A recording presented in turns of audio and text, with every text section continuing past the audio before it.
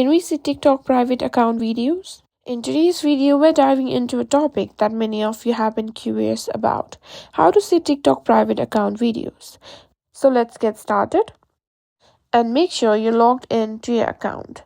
Now, simply tap on the search bar at the top right corner of the screen and simply find the account that you want to view.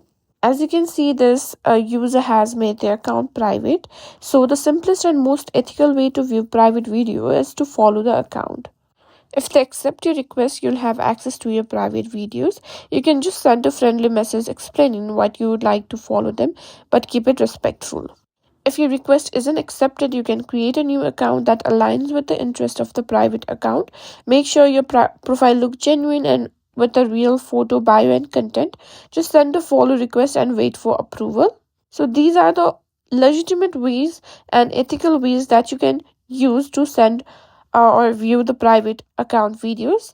Lastly, if you have a friend who follows the private account, you can just ask them to show you the content.